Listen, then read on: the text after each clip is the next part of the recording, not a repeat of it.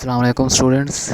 आज हम next topic पढ़ते हैं जो कि sampling distribution between difference between two means का है। तो ये देखें पेज नंबर 44 पे ये टॉपिक है sampling distribution of difference between means. तो ये इसकी डेफिनेशन यहाँ पे देख लें कि the probability distribution of the difference is x1 bar minus x2 bar is called sampling distribution of x1 bar minus x2 बार। अच्छा, ये इसकी प्रॉपर्टीज़ हैं। फिर आगे चल के ये देखें, ये तीन प्रॉपर्टीज़ हैं उसी तरीके से जिस तरह सिंगल मीन की प्रॉपर्टीज़ थी, इसी तरीके से ये डिफरेंस बिटवीन टू मीन्स की प्रॉपर्टीज़ हैं। तो ये तीन प्रॉपर्टीज़ जो हैं ये हमने करनी है। एक तो मीन के बारे में है, दूसरी जो है इसकी स्टैंडर्ड डिविएशन के बारे में है, और फिर इसके बाद ये एग्ज़ाम्पल दी हुई है कि आपको दो पॉपुलेशंस दी होती हैं और ये प्रॉपर्टीज़ आप वेरीफाई करते हैं। ये इस तरीके से इस एग्ज़ाम्पल को देख लें, हम ये थोड़ा डिस्कस कर लेते हैं कि sampling distribution of difference between two means x1 bar minus x2 बार ये बनाते किस तरीके से हैं।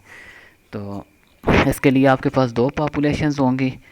हर पॉपुलेशन में से आपने सैम्पल्स, आल पॉसिबल सैम्पल्स जो हैं वो सिलेक्ट करने हैं और उन सैम्पल्स के फिर आगे मीन फाइंड करने हैं।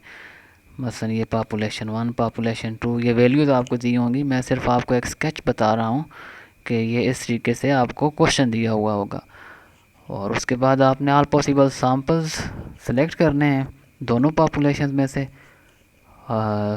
जो कि सैम्पल साइज़ जो है आपको दिया होगा दोनों पॉपुलेशन में से कितने का साइज़ लें आप। Sample size n1 equal to 2 या 3 आमतौर पे, और विद रिप्लेसमेंट और विदाउट रिप्लेसमेंट ये सैम्पलिंग करनी होगी। सेकंड पॉपुलेशन से जो सैम्पल्स लेंगे उसे हम n2 से डिनोट करते हैं, ये भी साइज़ 2 और साइज़ 3 के होंगे। तो फिर इस तरीके से हम ऑल पॉसिबल सैम्पल्स बनाने के बाद ये करते हैं, ये टेबल बनाते हैं ऑल पॉसिबल सैम्पल्स का। जितने भी सैम्पल्स बनते हैं विद या विदाउट रिप्लेसमेंट, जो भी पूछता है क्वेश्चन में, सैम्पल्स बनाएंगे दोनों पॉपुलेशंस में से। जैसे ये सेकंड पॉपुलेशन में से इसी तरीके से ये टेबल आपने बनाने होंगे।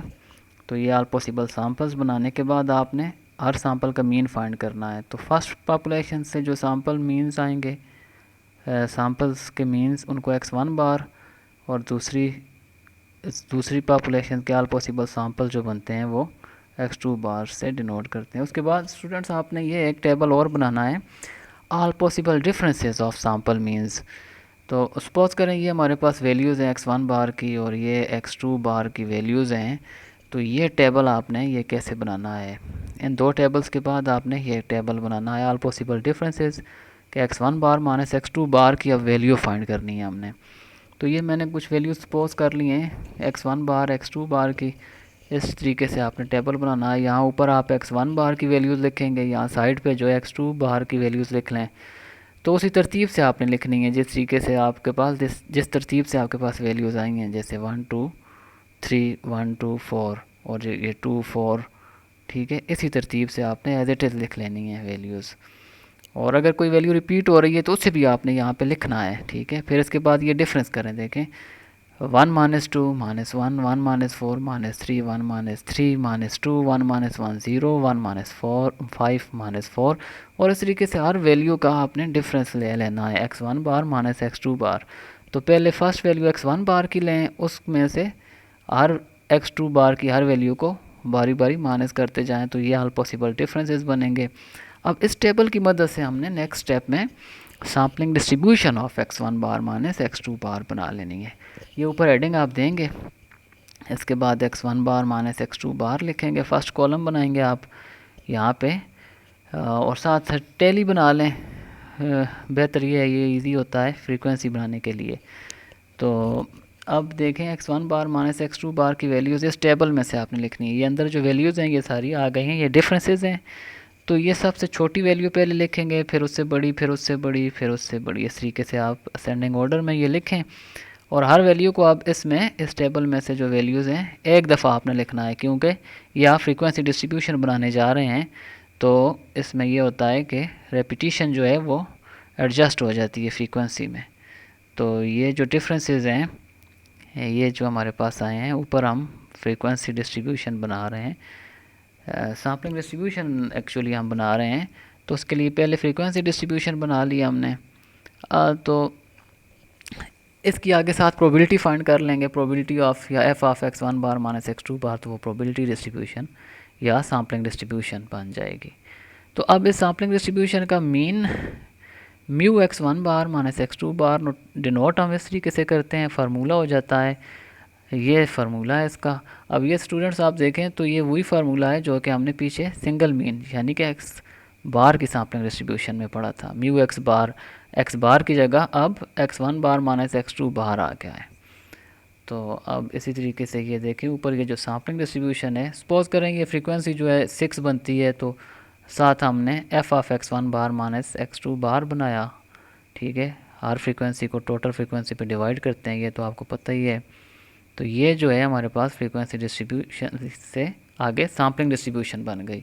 अब इसका मीन और वेरिएंस के लिए ना, मीन के लिए तो हमने ये करना है x one bar minus x two bar into f of x one bar minus x two bar, तो ये सम किया तो ये मीन मिलेगा। अब इस तरीके से वेरिएंस का फार्मूला जो है, जो सिंगल मीन के केस में फार्मूला था वहाँ पे ही एक्स बार की जगह x one bar minus x two bar आप पुट करके देखें तो ये फार्मूला बन जाता है, summation x one bar minus x two bar whole square into f of x one bar minus x two bar minus summation x one bar minus x two bar into f of x one bar minus x two bar whole square. तो ये variance का formula है। ऊपर इसी sampling distribution में हम एक column बना लेंगे साथ x one bar minus x two bar square into f of x one bar minus x two bar, इसका सम करेंगे और ये वैल्यूज़ यहाँ पे फार्मूले में हम पुट कर देंगे, तो यहाँ से हमें वेरिएंस मिल जाएगा इस सैम्पलिंग डिस्ट्रीब्यूशन का। तो सिंपल काम है स्टूडेंट्स, ये वही जिस तरीके से हमने मीन सिंगल मीन के लिए किया था। तो स्टैंडर्ड डिविएशन आपको पता है हम डिनोट करेंगे यहाँ पे स्टैंडर्ड डिविएशन, क्योंकि हम सैम्पलिंग डिस्ट्रीब्यूशन ऑफ डिफरेंस का कर रहे हैं, डिफरेंस ऑफ मीन्स का, तो इसे हम standard error of x one bar minus x two bar भी कह सकते हैं। डिनोट करेंगे sigma x one bar minus x two bar से, तो सिग्मा स्क्वायर का आप स्क्वायर रूट लेंगे तो ये आपको standard error of x one bar minus x two bar मिल जाएगा। तो इसके बाद स्टूडेंट्स हमने ये वेरीफाई करना होता है, ये प्रॉपर्टीज़ हैं जो हमने शुरू में भी डिस्कस की हैं कि ये प्रॉपर्टीज़ हैं। फर्स्ट मीन की होती है कि mu x one bar minus x two bar equal होता है mu one minus mu two के, सैम्पलिंग विद रिप्लेसमेंट हो या विदाउट रिप्लेसमेंट हो, ये दोनों सूरतों में ये इसकी इक्वल होता है। और दूसरी प्रॉपर्टी है कि sigma x one bar minus x two bar that is equal to sigma one square by n one plus sigma two square by n two whole square root, ये है विद रिप्लेसमेंट के case में, ये standard error of x one bar minus x two bar. ये properties हैं इस sampling distribution की। और अगर विद आउट रिप्लेसमेंट का केस हो तो फिर ये n one minus N one और capital N one minus one ये साथ मल्टीप्लाई हो जाता है दोनों केसेस में, sigma two square over N two into N two minus N two over N two minus one whole square root, ये without replacement के केस में है। और ये sigma one square sigma two square ये फर्स्ट पॉपुलेशन का variance और second population का वेरिएंस है, ये आप पॉपुलेशन के वेरिएंसेस फाइंड करेंगे और इस तरीके से आपने ये वेरीफाई करनी है प्रॉपर्टीज़। तो इससे ही रेलिवेंट है क्वेश्चन है इसी टॉपिक का, ये क्वेश्चन देखें एक्सरसाइजेज में पेज नंबर 64 पे 43 क्वेश्चन, ये स्टूडेंट्स आपने खुद अटैम्प्ट करना है इसी मेथड से।